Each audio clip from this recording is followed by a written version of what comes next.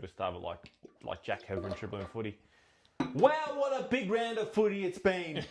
Here we are today with a couple of exciting topics. Fucking do something, I don't know. Okay. Hello, everyone. We are the Panic Traders. My name is Cameron. This is my lovely host, Eric. Hello, Cameron. Hello. Well, good to see you. We've got a few interesting topics to hit with Supercoach this week. We're looking at our teams, how we both went, people of interest, whether they're on the bubble or we need to get them in, as well as looking at each other's team, maybe a little bit of criticism. What is it again? Nah, that's been scrapped. Okay, but week off. Yeah, compliment criticism. I'm done with that. Oh, okay. It's old news. brand new segment bringing you today. Eric's Inquiries. Look forward to that. I like that. Yeah, a bit of Zan Maguire about you there. And obviously, our two favourite segments. You gotta be cocking me, as well as the 10 to 1,000 club. Yes, very good. Take me away. How was your week, mate? It's been a fantastic week. Nice Easter weekend. Bit of footy to be watched. A few great games of footy. Oh, The Cattery here v Hawks ended on a fantastic note. I'm sure you caught the end of that. yeah, that was probably one of the best games I've seen in like the last year or so. I reckon. That was riveting stuff. Fantastic. Yeah. As far as the Supercoach team goes, did okay considering it was a bye round and all that, a few outs, nothing too major to complain about. What about yourself, mate? Yeah, no, great round of football. There's obviously one or two duds, which we'll get into a bit later, but a majority of it was kind of really good. Good Friday and Easter Monday both gave up some stellar games. Supercoach across the board, a lot of wins, a lot of losses. For myself, in one of my leagues, I believe I'm second most points scored, and I'm 1-3. So, wow, that's a bit rough, isn't it? Yeah. So, but yes, I guess we should. You want to jump straight into our teams? Yeah, team. Well, top and bottom. Oh, yeah, what am I jumping to? Top and bottom, okay. So I'll just let you know what my score was this week, Cameron. And okay, let me just pull up mine. Okay. Yeah, yep. So this week, 1901. You got? Correct. I also got 1901, and that's no word of a lie. How the turntables. How the turn of tables. Yeah, maybe we'll just put our teams up here, bang, bang, side by side. There's our scores, bang, yeah. How interesting that our teams are quite different, but we ended up on the same score. That's and we'll okay. So I guess no one's topping. It's just I'm not really sideways missionary. Yeah, I'm not really sure where we're going. But so the other count is 1, 1, and 1. Yeah, unheard of. Who would have thought that would have happened? It'd be interesting to see how many draws we get through. Surely doesn't happen again. No, surely not. But fantastic. That's interesting. Throwing up your side, I reckon. Yeah, so just looking at the team, obviously didn't have. That was your team. Oh, okay. missing a few quality primos in Sinclair and Ash this week. They're on the bye. Yep. And then my third stand-in primo for the week, Jordan Clark, just really had a fantastic performance. Started my week off really well with a 52. Oh, I can just. Oh, yeah, that's right. Not 2 weeks ago, this bloke was on the chopping block. And you kept him because he did well. And I'm about to rage trade him. Panic traded out of the team. Yeah. What's he sitting at now? 546. 546, 400. And it is 93 average, which is kind of not fantastic. No, not for that price. It is rage tradable. Yeah, If they didn't have the pies this week, which we'll discuss in a little bit, I reckon he'd be out straight away because he will score well against Collingwood. He should. I would have thought he would have scored well against Adelaide, but don't even know what happened there. Oh, mate. He lost like 8 or 12 points in the last quarter, negative points. Yeah. I was sitting there watching the game thinking, I might finish on 70, 80 this week. It's passable. It's just passable. Yeah, you're not happy, but a 52. Yeah. I got 15 rookies on the field that scored better than me.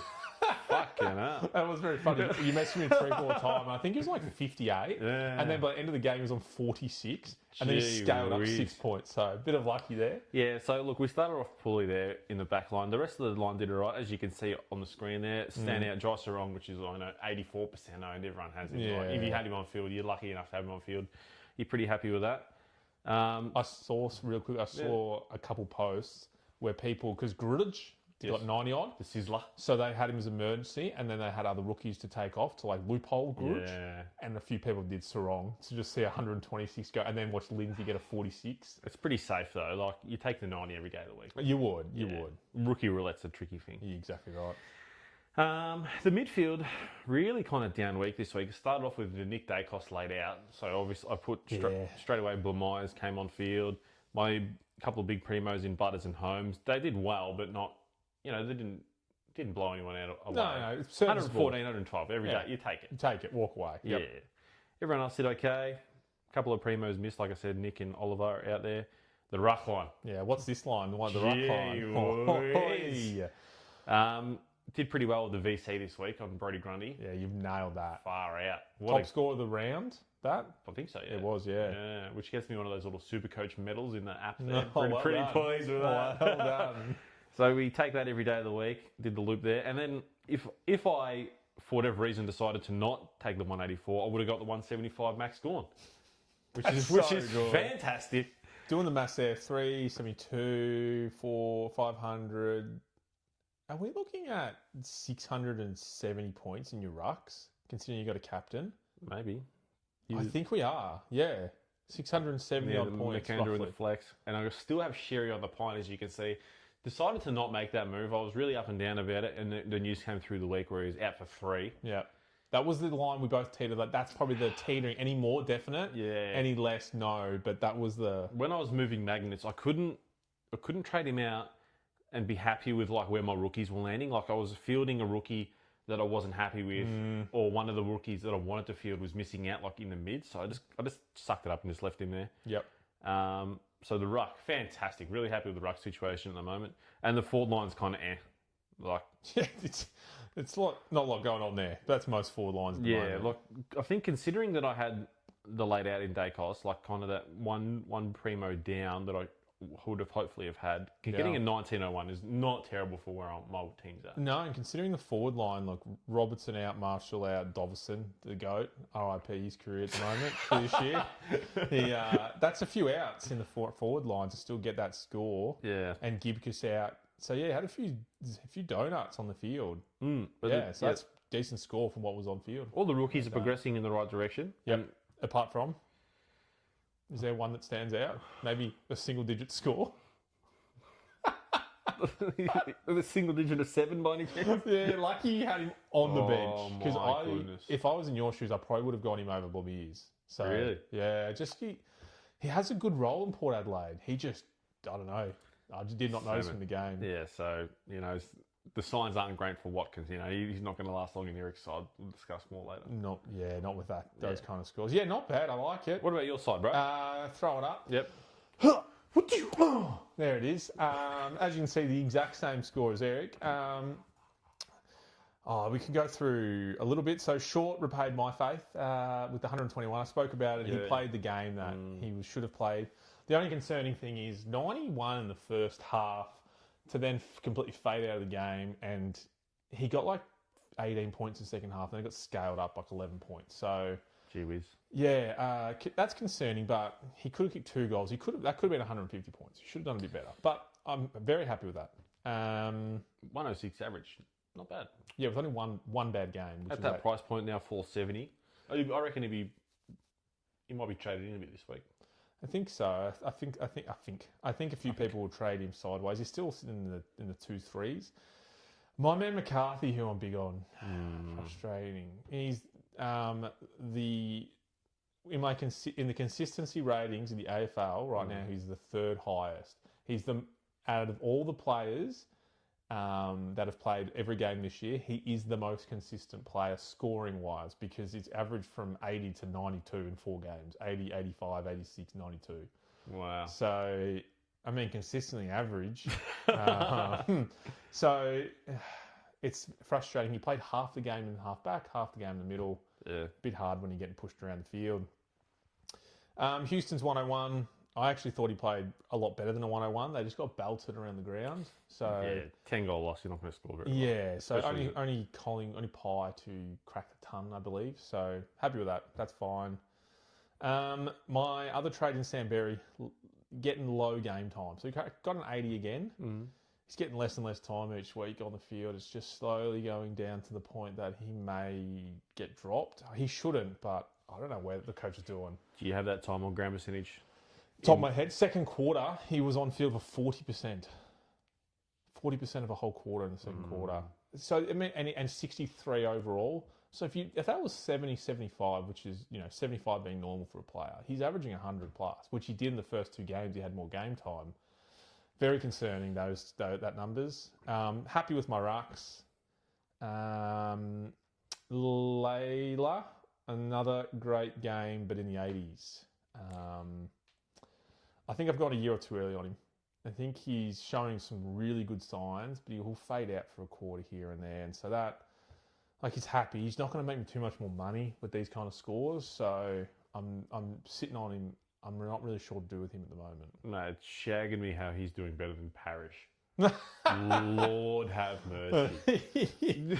How did Parrish go? He got 73. Yeah. Just on his average 75. So I should point out, in my team, I did do a third boost in a row. Wow. I did 3 boosts because I originally just did Parrish and Windsor out, and Windsor got another 50 odd for the Bont and Lindsay, because Lindsay was on my team. Fantastic. Captain Bont. Yep. Fantastic. Big tick. Yep. And then I had Chair in the bench, and I sat on it an hour before the game. I thought, I need cash. I think I need some more cash gen in my team. Yep. So he came out, Lukosius came in, and I'm happy with Lukosius' game. Yes. And now I've got 450k on the bench. So keen to hear your thoughts on trading later down the track and in the directions I can go with that kind of money. The only thing which I've skimmed over on purpose is my man Jai Caldwell, my king, but also my thorn in my side, a 71.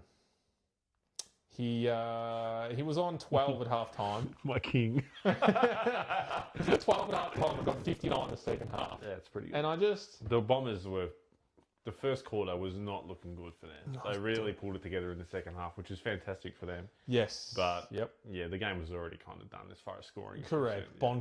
Bont should have 200, but he got arrested in the third quarter. And then when Essendon's momentum started coming back, they were like, put him back on. Yeah. So I'm going to sit with him again because I can't not let him go now once he starts playing well, hopefully at some point in the year. But that's my team. So I just had a glance. I think we have 2 primos.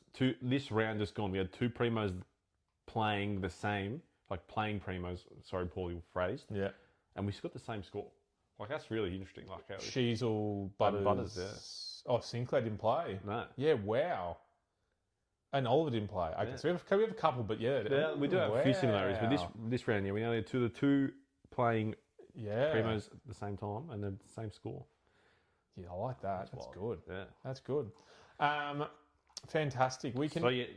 Yeah, so you're just happy with where your team's at moving forward at this point in time? When we get into the trade section, I'll break that down possibly and other people of interest. Go through our teams. We've done that one, so I'll cut that out. Your new segment. Brand new segment this week. Okay, compliment and criticism. We got too hard. I'm like I said, fantastic to compliment and criticise your peers, your friends. Mm-hmm. Make everyone better together. I couldn't keep doing it. It was too hard to find criticisms about Cameron's team. It's too good. No. Well, maybe it's I think it's a good idea to visit once a month so we can see the changes. That's probably it. Yeah. Maybe it'll return, maybe not. But at the moment, we're back with a brand new segment, Eric's Inquiries. That was we need one of those radio stingers. Yeah. You got it. Yeah. Okay. So I've given you these questions with notice. Yep, I have had a brief read. Sometimes in this segment there'll be questions without notice. Sometimes questions with notice. We'll take it as it comes week by week as the questions come to me. Yeah. Starting with question 1, and all these questions just very broadly Supercoach kind of AFL related. Yeah. Question 1, Cameron, for you. Mm-hmm. At what point does a pick in Supercoach become a primo in your mind? It's actually good that you put these down. I had to read this morning because I did think about this, and I will almost throw the question back to you with someone like an LDU who hasn't scored under 105 this year. Is he a primo? Is LDU a primo? Right now. Right now? Yeah. Yes. Oh, wow. I would say no. So for me, I would say a primo has to put in the body of work because there are times where a player has a big period of like a small period, of a lot of good games. 1 year in 2013, I remember this, Stuart Cramery was averaging 130 after 5 rounds. Stuart Cramery. Everyone traded him in, and then he started getting 40s and 60s because people thought, oh, he's a primo. I would say you have to put in at least a half a year of solid work to be considered a primo. So whether that carries from the previous year or whether it carries from now, because it has to be a solid piece of work and it has to be in the recent past, because we can't look back at Scott Pendlebury from 10 years ago and go, he's a primo. So it has to be recent and at least half a season, I think, of consistent scores. Okay. That would be my assessment on a primo. What would you say? For me, it's kind of more of like a current status, because there is like the phrase flies around like form and primo. So like it can come and go, and I reckon if you averaging like in the top 12 of your line, you would kind of be primo. And I just had a look. LDU, the example you used, is currently averaging 10th in the mid. So he's a primo. So he's 115 average, makes him primo. So I think for that reason is why I say no, don't know that, because I wouldn't consider him a primo just yet, because he's known to just get a 40. Just disappear, yeah. So, no, I like that one. Fantastic answer. And I'm be curious just to hear everyone else's thoughts on that as well. If you want to pitch into the comments as to what you think a primo is, please do. Yeah, is Jai Caldwell a primo? Put down below. Question number 2, Cameron. Yep. Christian Petrarca, our man, has an estimated return time of rounds 5 to 7. Do you jump on him as soon as he's back, as soon as he's listed in the team sheet, or do you take a more reserved wait-and-see approach, see how he goes? Yeah, look, rounds 5 and 7, so he could be back this week. Yeah, there is talk of it. That's crazy, and that'd be stupid to do that. I would just you don't want to do another hamstring. That's, if you're a coach. But I don't know. I personally would not. I would want to wait and see how that midfield looks now with Rao back in, because Rao I don't think Rao should have played against Melbourne. He had 13 touches and he was just carrying an injury in his hand. He's still got the hand injury, but he can't play anywhere else, so he has to play midfield. So does that mean Petrarca gets more forward time? Not saying he won't score well, and I'm sure everyone's thinking the same thing, but him not being a majority of teams now, you get that week to look at it and then bring him in. His break even kind of went up again because of the injured game. Because of the injured game, it's still pretty good, his break even, but what's one extra round gonna hurt to watch? And I think a few people did hold on to him, so kudos to you if you held on to him. That's a very quick turnaround from what we were told at the start. I did see that his ownership is still quite high. Yeah. Christian Petrarca, who is a forward, I beg your pardon, Yeah, you're right. Because I remember at the start they were saying anywhere from 4 to 8. And I hear 4 to 8, and I'm like, nah, I'm not holding 550k in my forward line. Still 22.3%. So yeah, only 40% of people trade him out. And you would assume that some of those people are AFK players, but I have seen 1 or 2 teams that I versed that have him on the bench still. So and currently listed as subject to fitness test, so it could be returning this week. Yeah, big ups if you've got him in your team still. You don't need to trade him in. So that's a good one. Yourself, would you get him in round straight away?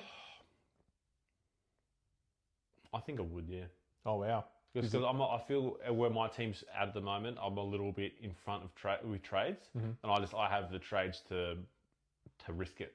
Yeah. Like if it doesn't work out, I can just make another trade, boost him out, whatever the case may be, and then I'm apart with everyone else instead of kind of in front of a trade or 2. Yeah, okay. No, that's fair. Yeah. That makes me probably want to do it as well. We'll see. Thirdly, after scoring 132, 61, and a 101. Are the 25.8% of Dan Houston owners currently happy with the pick? So I'm an owner, Dan Houston owner. I brought him in when he got the 60, before he got the 61. So yay. In that game and the second game, both the 61 and 101, he played completely different, and it was very astounding to see. We didn't see him at all in that 61 touch game. Like we'll scream on TV, where is he on the screen? In the 101 game, he took a lot more kick outs. He was actually getting clearances. He probably had 5 clearances in the end. He was getting hard ball gets in the back 50. It was like a new man. Yeah. It was like one day the second game he took his meds and all of a sudden he could play football. It was really strange. So, am I happy with the pick? I'm still happy with the pick. I look at Dan Houston, I'm thinking 100 still. You got those names on your board and you go 100. He's one of them. I'd be surprised if he hits me with another 60 again. So I would say out of the 4 games he's played, that 60 was an anomaly. And he's gone, I think there was a 94 that counts as round 0 that he scored. But they're all passable scores, 94, 101, 132. The 61's not though. So I'm okay with it, but I can see the concern that is around Dan Houston. If you were a D Houston owner, how would you be feeling? I'd be very on the fence. Like the 63, I'm like, bleeding about 101 is a bit of redemption. Yep. And then, kind of waiting to see how he goes against Freo. I think Freo don't really restrict scoring too badly. He should do okay. He won't cop a tag or anything. No, but he also got 30 points in the last 10 minutes of that game. They were down by 50 points. So tell me how 30 points gets given to Dan Houston in that game. I'm not going to... Anyway, yeah, so no, good segment. Yeah, play the intro music. Dun, dun, dun, dun, dun. And like I said, feel free to pitch in the comments. If you have anything to contribute to those questions, please do. Oh, yeah. Primarily, what do you think a primo is? I'd love to hear what everyone's take is on that. I reckon everyone's got a different view on that. Yeah. No, fantastic. Thanks, mate. Before we get into persons of interest, I'll just go through the pursuit of consistency again. Yep. So once again, the top 3 players in the league that are all over 100, so don't worry about the McCarthys who are, the most consistent, have to be scoring over 100 that have the tightest grouping. So last week we had Gawn in 3, Tuk Miller in 2, Tim English 1. This week in 3, a player that we both have, who didn't even play, but he was obviously the next in line, Jack Sinclair. And that made me go, oh yeah, has played pretty good. I've got my team, so I scores, everywhere from 110 to 140. So very tight grouping, all over 100. So I was very happy with that. A second one, which I had a look at percentage of teams. I think 10% of people are running with him, and I'm assuming at his price, a lot more people will come in. Lowest score of 105, highest for 140 or 130 something. Tom Stewart.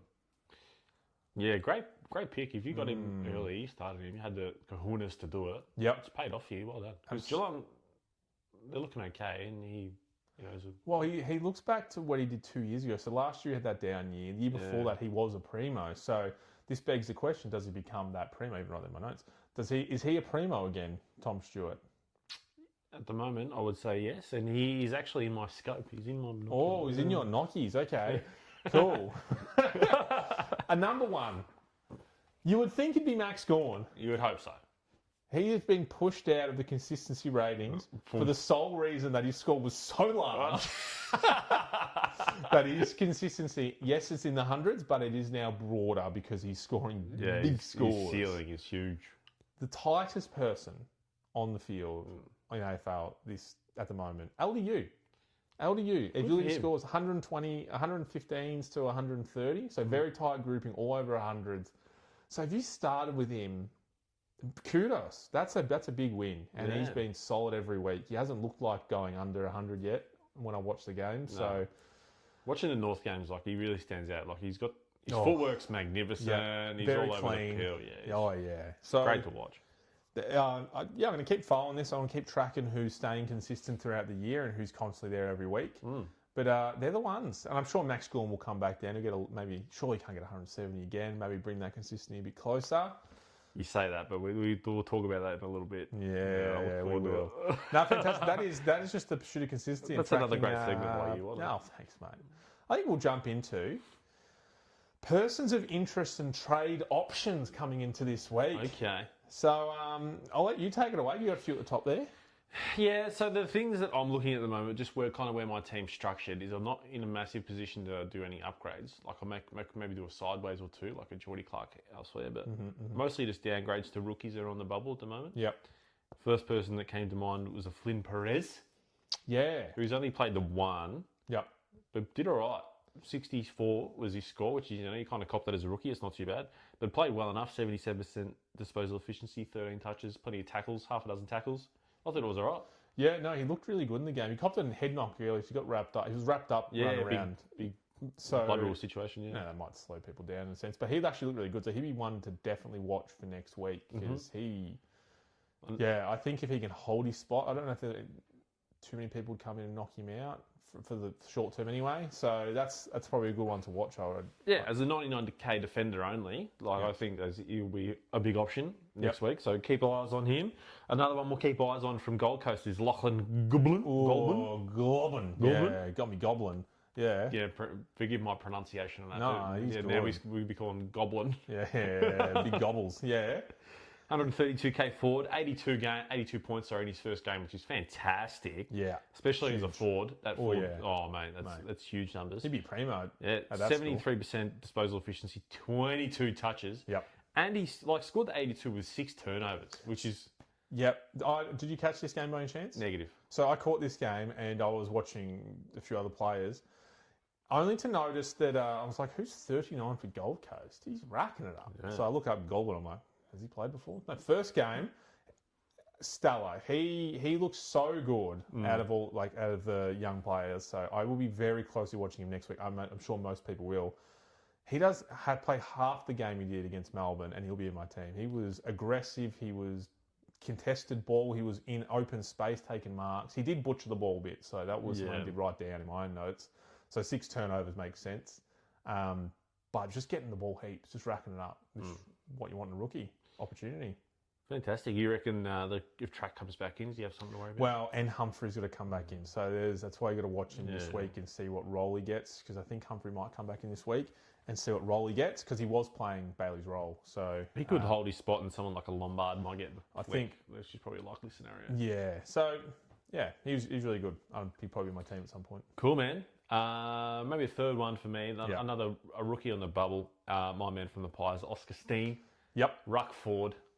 Fantastic. Scored only 41 this week, so you're not thrilled about it. But his break-even is still negative 52. Yep. So plenty of room for some cash. And got that ruck forward status, which helps. So you'll slide nicely into my forward line, I reckon. You want to just have more ruck options. Yeah. You have 5 rucks on the field. So, I would look at it because you got the 83 in the first round and 41 just gone. Yep. I would ask, which one's the anomaly? In what sense? Anomaly? Which one? Oh, which score, sorry? Which score out of our 83 or 41? Is the 83 the one-off or is the 41 the one-off? I'm trying to remember who he versed in the 83. Briggs from GWS. Briggs. So he had the hops over Briggs. He got the ruck taps. And then we just got dominated by Draper. Who's playing not great at the moment. Look, I don't know if anomaly is the right word. Like, I reckon it might be kind of like maybe a floor and a ceiling game. Like, you kind of hit 1-on-1, like a nice comfortable medium. Like, if he gets a 60, 65, like, I reckon that's kind of where he'll average out. Yeah. Like, playing alongside DCAM, you're never going to score too well with, like, 2 rucks in the game. Yeah. He's projected 38 against Freo. Their rucks are fantastic. Jackson Darcy. Yeah. So if he gets to 38, he's making 40 grand. So it's going to be it's a pretty lucrative pick. So you think out of the options that are probably out there at the moment, he's probably the one you should get in, according to yourself? You reckon? Only because of the forward status, I think. Yeah. Like if you're picking someone on the bubble, I think you pick this guy, and that's only because he's forward. Do you think he holds his position for the rest of the year? Or for at least till the buys? It's really hard to tell. It depends on if... It's just like if Pies win. Like if it works in the game sense, like a game game style, like strategy sense, then sure. Yeah. They'll just keep it. Yeah, okay. He's one that I'm definitely considering for this week. Another one that I'm considering, and I know a lot of people are, Jay Farrow from the Bombers. 163k defender mid, negative 42, and scored a 90 on the weekend. Fantastic. 90's great. I do want to flag because he's the most traded in player in my team at the moment because everyone's jumping on that 90 going, wow-wee. Correct. A point takeaway. So I don't know if you caught the Dogs Essendon game. It was a bit of chopsticks and eyes moments. I listened to it. So Essendon completely changed their gameplay in the second half and they went for that kick mark type style game, which I think I've talked about. Some teams try to, don't want to kick it out of bounds. They maintain the ball, really slow it down. Yeah, I think him and 3 other Essendon defenders had 45 marks between them for the game. Wow. Which in one game gone past, we had like 50 marks. Yeah. So like we really tried to change our game style completely. And if they continue that going forward, I could see him doing quite well because he's very damaging with his foot. He's actually got a really good his left boot, I think. The only thing is he scored a 40 in the first game. So Essendon players, as we know with Caldwell, very up and down. We have no idea who's going to do well. Yeah. So for that reason alone, I probably wouldn't. And I'm happy to be wrong because he's an Essendon player. But I don't think I'd be going for 163k, an Essendon player who may or may not get dropped for Will Setterfield next week. That's a worry. Will Setterfield in the emergency lineup. Gosh, I love him. Bring him in. Setters. Would you get him? Setterfield or Farrow? No, Farrow. Yeah, he's currently in my trade plans. He's sitting on my mid bench as we speak. Oh, wow. Yeah. No, okay. Maybe I should get him then. Another one I wanted to put down was a low BE of 26. Kitty Coleman, 311k defender. The last 2 rounds he's been thrown back line. Correct. Yep. Yes. And he's tonned up both times. Yeah, so put him back where he should play. It's amazing what happens when you put players where they're meant to go. Say it every week. Yeah. It's incredible. 311k defender. So he's almost borderline rookie price. Like anything 300 and down is rookie to me. What are your thoughts on that? I don't hate it. The break even's really tantalising. I wonder what he's projected to make. 311k defender. I could definitely make this work. Like, as I said, like Jordan Clark's kind of in my scope for rage trade. Bit of cash. Yeah, a bit of cash. Like, this could be an option for me where I sideways Kitty into like sideways Clark into a Kitty and then make money from like a Parish to a Bont. Like, I could make that work maybe. Ooh, that's not bad. Yeah, we'll see. But 113 this weekend. If he makes his projected of 77 this week, he makes 45 grand. I think. Who's he playing? To say there. North Melbourne. So he's not going to tag.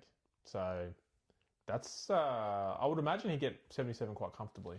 Have you already missed the boat though? Like, he's 311. He's already made 78 grand. Like, he's made a huge chunk of what he's going to make already. I would say no. The first 2 rounds I think were like 60s.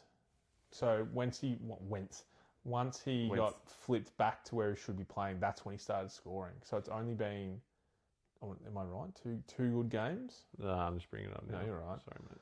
No, don't be. So if I'm correct, which I'm not sure if I am. So 60 against the Dogs in opening round and 50 against Sydney. Yep. 100 against St Kilda, and then 113 against the Pies. Yeah, so it's like recency, getting his straps back in AFL standards as well, possibly. Now he's back in it.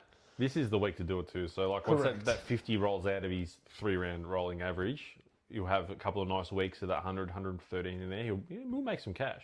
So he's definitely an option and possibly a high scorer. So he's in my calculations. I just have a lot of mid prices, as we know. So can I do another one? I like this. So looking at the projected chart, he's projected to go as high as like 415 grand. That's pretty good. 200k increase. No, not bad. Yeah, you take that. That's exactly what you want, really. He might be a keeper at some point. Yeah. 2 that I put side by side because I want to hear your thoughts. If I was asked you to pick a player in your Supercoach, Kay Pickett, Josh Tracy, who are you picking? You have to pick one. Pickett. And I think most people would too. Yeah. Josh Tracy's averaging 10 more points a game than him. He's the number 1 forward in the competition right now in Supercoach. His jukes are unbelievable. He clunks everything. It's just that key forward like stigma. Like, I just can't have him in my team. And I would agree with you. In the wet, though, he took 12 marks in that Richmond game. Yeah. Everything came to him. It just stuck to him like the Travis Cloak glove, the one that was banned. Freo are looking like pretty well too, like as a team, aren't they? Yeah. They got players that they got a lot of good scorers. Kind of like Bulldogs. Like half the team can score hundreds. Yeah. Okay. But so I wanted to put out there because a lot of people are trading in Cozzy Pickett. He had those 2 kind of mediocre games, now big games. But I wanted to put it out there because Josh Tracy is cheaper and he's got bigger scores than Cozzy Pickett. And he's being pretty consistent across the 4 games, 3 games he's played. Similar to, as we just discussed with Kitty Coleman, like he's already gone up 87 grand. Like, have you missed the boat? I think with players that become primos, you pay the price for them. So if he is a primo, I mean, according to the logic of the top 6, he is. Yes. Because it's hard to predict all the time. Like, you can't predict that. I don't think many people predicted Josh Tracy was probably going to be a top 4 this year. It was similar to last year, Phil Thorpe. A few people got him early, but not many. And then bang, was 500k and you needed him in your team. Yeah. So I like this Tracy pick, actually. 45 break even. Yep. If you haven't looked already. He's projected 103 against the Pies, which is... Who's there? Who's defending him? Houston. Darcy Moore's out. Yeah, Billy Frampton, the premiership player. Oh, premiership Frampton. So he's projected to increase another 25 grand. So Look, this is another tantalising one. Like, you had me going with Kitty, and now you got me going with Josh Tracy. Yeah. I like it. No, This is great stuff, Paul. It got me excited, and I kind of want him in somehow. Yeah. But another two quick ones to round it out. Bailey Smith, 643, break even 95. He's in like 3 to 4% of teams at the moment, so nothing. And he's one of the top mids. Do you get him in?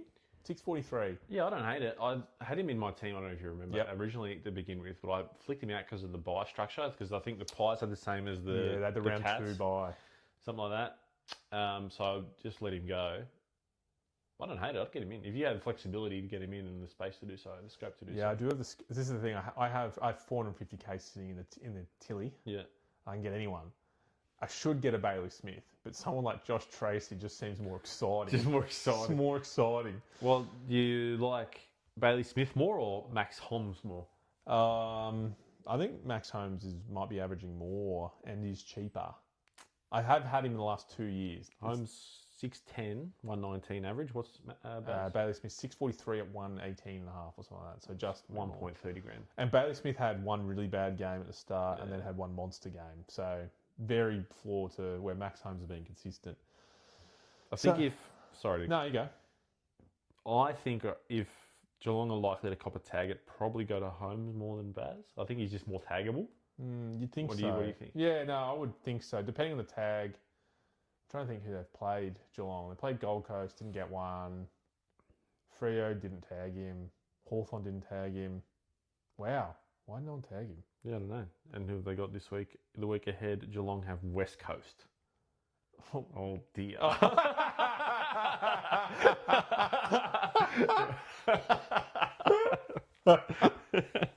Oh dear.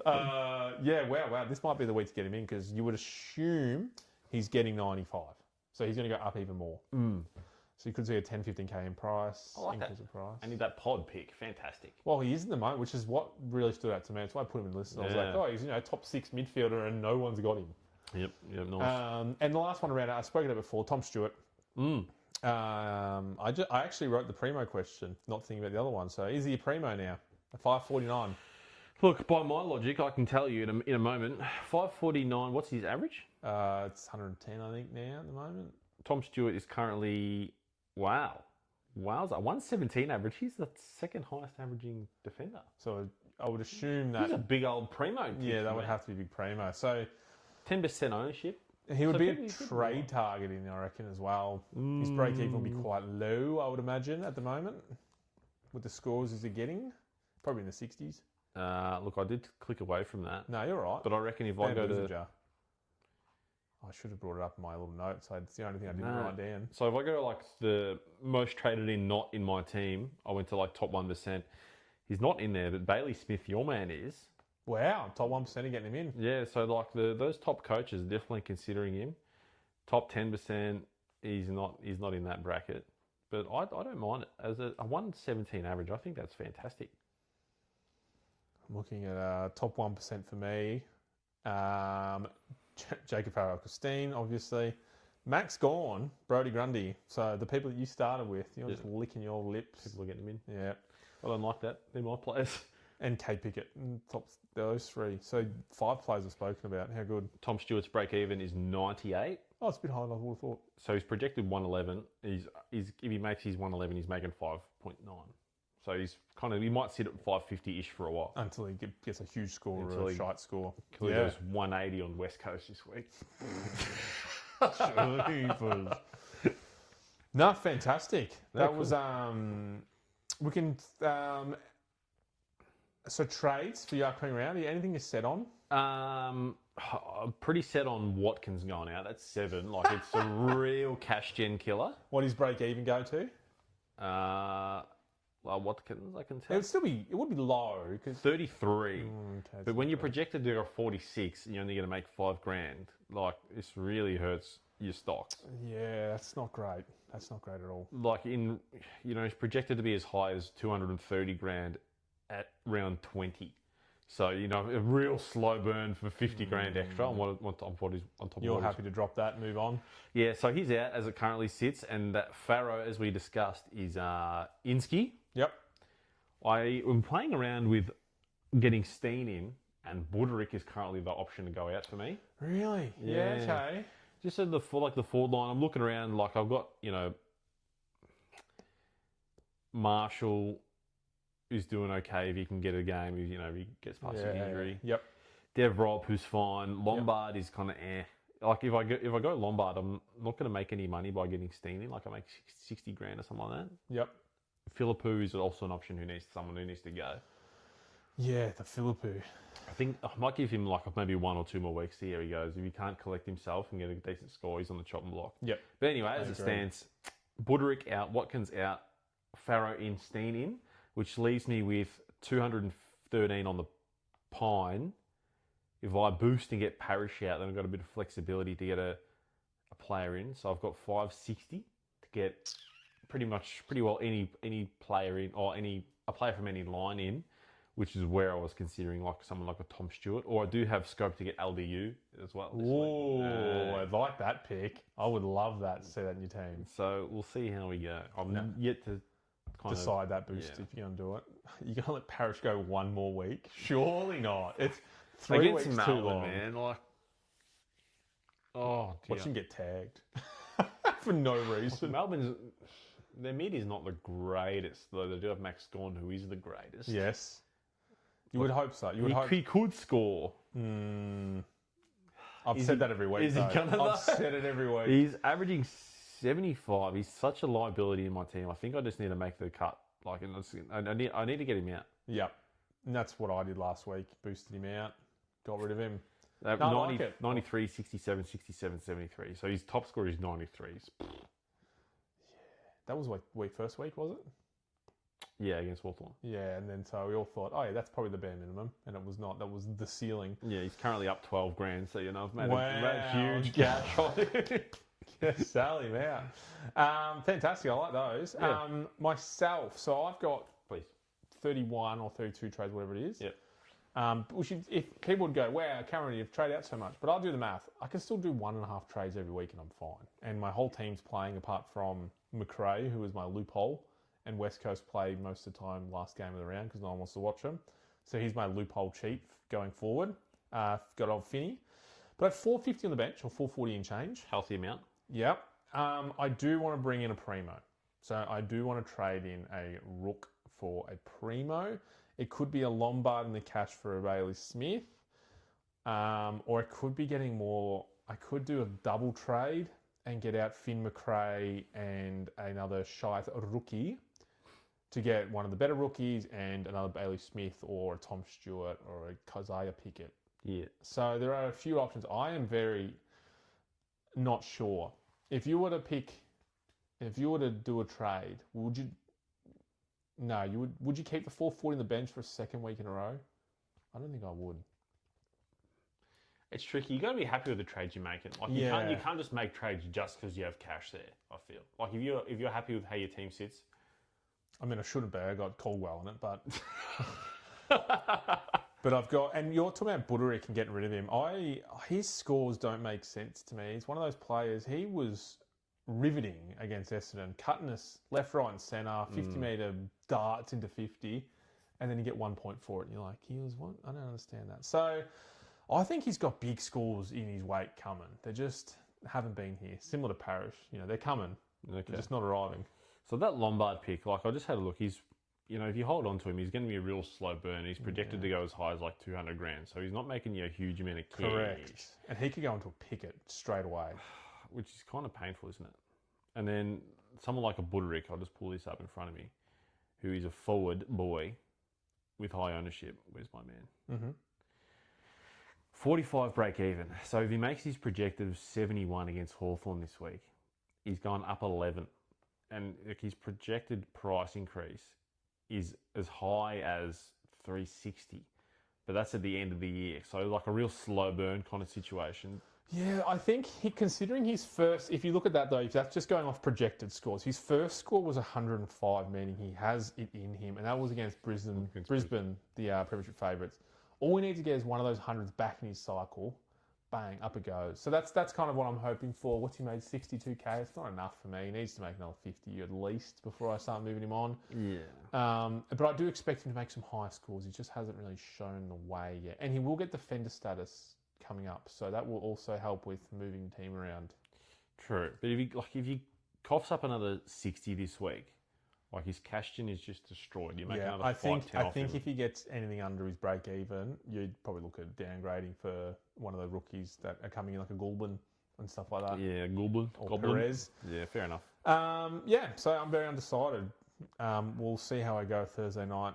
I will make a trade because I don't want money on the bench. Fair enough. So Primo will come in. Fantastic. We'll go really quickly. Gotta be cucking me. Okay. Gotta be cucking me. Mm-hmm. Has anyone got you on the chair that you are looking from afar? He may or may not be in your team. He may be looking from afar. You want to get him in, but you're just not going to do it. Who is it? Look, he's had me in the chair. Oh! For weeks now. He's still got me there. He's fucking cucking the shit out of me this spot. And I'm really trying to move magnets to get him in. Oh! And he's killing me. At 722 grand. Far out. I don't even want to talk about it. Bontempelli. Because is he in your trade plans this week? I don't remember hearing his name. I don't have the cash. Like, I have to force him in. Like, I have to make some outrageous move. Like, and maybe Parish down to Steen and then Clark up to Bont. Like, something like that. Which, doesn't sound stupid, but it's really forcing him in. So he will be more likely for you a trade target probably in 4. Because, you want him to come down a bit. So 4 to 6 weeks. Break even 138, which is obviously doable for him, but you would imagine at some point penny's going to drop where he gets a 90 or something, and then it starts to make its way back down. Yeah. So I came into this week when they come up against the Bombers thinking, it's going to be one of those Sydney v West Coast games where half the team gets 100, and he might get 110. Yeah. And I'll make it work, but nah, just 153. Gee whiz, makes an extra 13 grand on top of his 700 already. Yeah. Making it real challenging. Look, I'm in the majority of non-owners. I'm in the 53% that don't own this bloke, but it's killing me. Yeah. Yeah. I don't know what to say about that one. It's kind of like, I got him in because I do it every year. I'm like, he'll go down in price and then I'll get him in. He never does. So then I bought him just before that round. And he's still probably going to go up, possibly. Yeah, he's cactus. Cucking the shit out of me. Like, I'm lucky enough to have Gawn and Grundy, and Sherry, these players that have scoped to do really well, that have kind of, half as much ownership as Bont. But Bont's just, it might be that ownership factor that is making it such a bad miss as well. Like the antipod. Yeah. And then getting 150s as well. So what about you, mate? So for me, and this one has been there for about 2 weeks. But definitely last week, it really stung.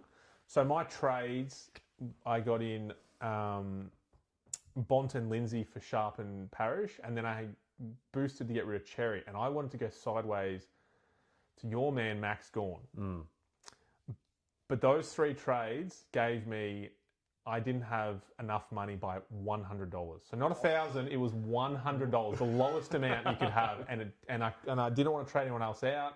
It didn't work, and so I was like, I'll just get Lukosius for cash. I'll bring in Gawn another week. Just to then watch him get 175. So I'm just watching him again because I don't think I'm going to trade him out. McAndrew's just got 123, so he's going to make a lot more cash. Hold him for another month. Another Ruckman will come in at some point. I think maybe I'm going to have to make a decision at some point, and it may be this week. It may be the Rucks come in. Maybe I may Gawn come in for that cash that I've got sitting on the side. What's he currently? $700,600. Damn, it's gone on more. So he's just someone. There's a high chance I don't get him this round, and I just watch him get another 150 from the sideline, and he's got me strapped to that chair. Yeah, against the Bombers this week, it's going to be a great watch for you.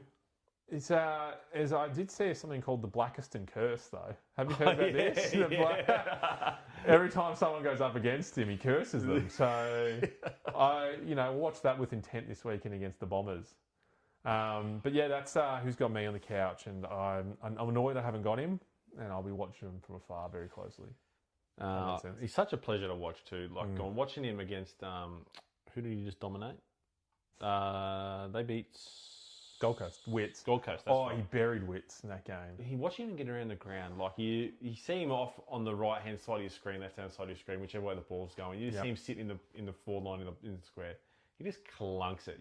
It's such a great feeling as an owner to watch Max Gawn just pluck it out of the sky. Oh, he actually makes good decisions for a big man too. Like he doesn't just a lot of ruckmen that will get the ball and you're like, oh cool, my player's got the ball like a Jackson, and he just like hits it 40 metres down the line straight to position. You're like, just a cool. donkey kick. Thanks, man. Gawn's actually quite clever with the ball. Really well aware of his capabilities. So yeah, that's that one, and I like that. I like Cucks. We both got each other's players in it. Another new segment, which we could have started at the start of the year, but I only thought of it during the week, and we want to run with it. Eric gave it the lovely name of the Jai Caldwell BOG medal.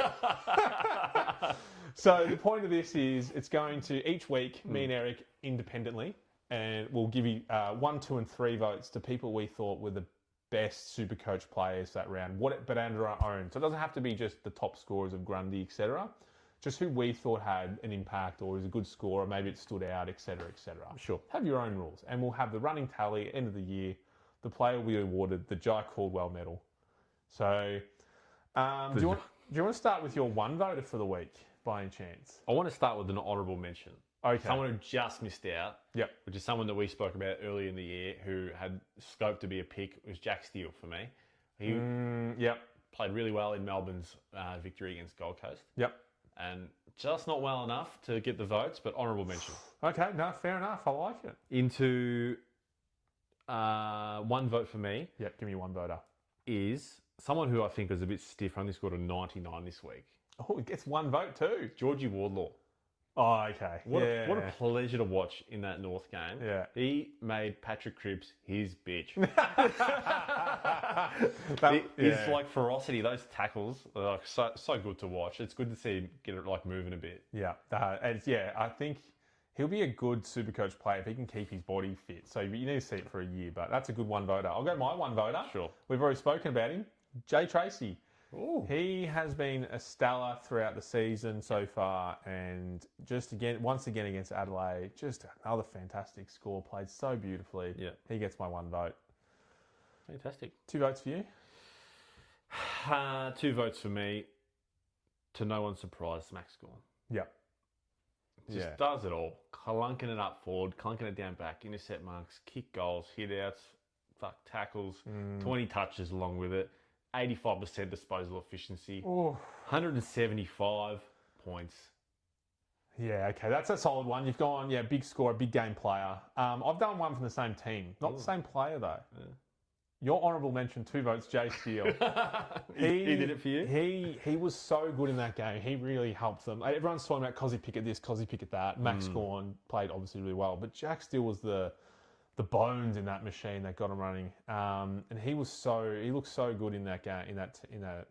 That game, and he throughout the season so far has played some really good football. So if you've picked him kept him from the start, you'd be laughing right now because we both started him in the pre-season talk, and we dropped him like a hot potato. And I was looking at so he scored 147 just gone. Started the round 1 against St Kilda 92. So if you picked him, you wouldn't have been thrilled with it. You'd be like, I'll keep it. See what happens. Not panic stations yet. Yeah. 110. Happy. Similar thing. 109. Okay, just cruising along, doing his thing, no dramas. And then he repays the fake, the big 147. I fucking love that for him. Yeah, and so that's why that's the reason for my 2 votes. Yeah, that's good. So that's 2 votes for me. Yeah. I think I both know we might be going with this, but 3 votes for you. Yeah, to no one's surprise, the VC. Yeah. The 184. The 184. Big 184. The big Grundy. Yeah, big G Grundy. Gee whiz. Flinders, like you've said it before, Flinders leaks points. Oh. If you have the opportunity to VC or see someone against Flynn, you do it and you enjoy the 180 points coming your way. A good strategy would be is to see who West Coast are playing and just keep trading in the rucks that he's versing. So just constantly getting 150s. It's actually a good point because last week we were talking about captains and vice captains, and you said, "Oh yeah, Flynn, I might get Grundy against VC," and I was like, "Oh, that's a great idea." And then it was fantastic. So for me, same thing. 3 votes be Grundy. Can't go past that. How to go? Huge amount of touches, huge amount of tackles, lots of contested ball, a lot of hit outs, and he just dominated the game. He ran it. So can't go past that. So this is the tally for the moment. We're going to run it from round 4 onwards. We'll count it up as we go. Here's the now live ladder. Oh, look at that. Grundy's on top. Oh, 6. Yeah, 6. Fantastic. You almost might have noticed that Max Gawn did not get in my votes. He was my honourable mention, I would say. You would say? Yeah, I just thought Tracy and Steele's games stood out. Fair enough. I'm just probably a bit biased. I just love Maxi. Love Maxi. I really hope he sets the record of like most All Australians this year. I think he's on track for it. 9. Has he got 8? Yep. Yeah, so you would need 9. Yeah, he's so far keeps it going. Correct. Good segment. You got VVC in your mind this week? Oh yes. El Capitano. Yeah, I'm looking at captain. Oof. Have you got any on your top of your head? Yeah, I got vice captain easily. Yep. Max Gawn against Essendon on Saturday Arvo. Yep. Your captain option could then be Grundy against Witts, Max Gawn against Witts, Grundy against Witts. Correct, but I would need to be kind of like finger on the trigger, like on the pulse, actively watching these games and paying attention to the scores. 115. Back to back on Saturday. Can I be bothered doing that? Yeah, that hurts. So what I'm thinking is, to cut you off, VC Gawn into Max Holmes captain against West Coast. I think that kind of works well for me. Max Holmes is not a bad option. It really depends. If I do bring Bailey Smith in, he'll be my captain option with Bont being VC. I don't trust Jackson against Cameron and Steen. I'm not really sure how that would look. I could do a Sheasel, but also not sure about that. So where's Sinclair? St Kilda playing last. Oh, yeah, there's not... For me, without those massive rucks, Gawn, Cherry or Grundy, they're not massive standouts. Bont, yes, but he's playing Hawthorn, so they may be very tactical against him. But yeah, so... Hawks are going in favourites by a considerable margin. Yeah, I guess it's not at Marvel, so that's probably why. Yeah. Port Adelaide against St Kilda, he'll probably cop a tag. Zach Butters, so... Go Sinclair, maybe? Yeah, I thought that, but his scores haven't been like... They're good. I mean, he's very consistent. He did make the consistency. So 110, what is it? I'm sorry, I just pulled him up. 140, 30, 18, 14. So they're actually slowly dropping off. But that is an option for captain at the end of the round. Butters could be tagged. I don't really know. If Bailey Smith comes in, he'll be my captain with Bont BC. Is probably how I'd look at it. It's pretty safe. Yeah. So yeah, that's... and here is our...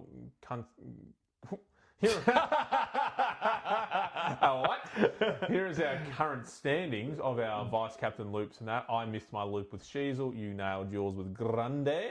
I had big ticks for this week. Yeah, and then your captain would have been a tick, but you just don't get a mark for that. Yeah. And I hit with my captain. 9 points extra with my VC instead of my C. Yeah, I keep missing with my VC loops. I just keep picking. Sheasel hadn't scored under 100 all year. Put a VC on him. How good. Fantastic. I think we have one more segment left. Everyone's favourite 10 to 1,000 club. You want to run us through it? 10 to 1,000 club. It's fair to say that Eric's multi this week performed poorly. Tell me about it, Eric. So I think the first leg, I don't have the legs in front of me. I do. Please tell me about it. Collingwood head-to-head. Loss. Look, the first quarter I was alive. Yep. Beyond that, the multi was dead. And then it died. Then he got Dylan Stevens 20 up, got it. Yep. Luke Jackson 100 fantasy points, didn't. Got to get 97. Zach, he did it or didn't? He didn't. What did he get total? 97 or something? No, it doesn't say. Oh, okay. Zach Butters, 1 goal, no goals. No. Under Eagles Sydney under 182. Sydney almost got that themselves, so that was a fail. Correct. Max Gawn over 100, big tick.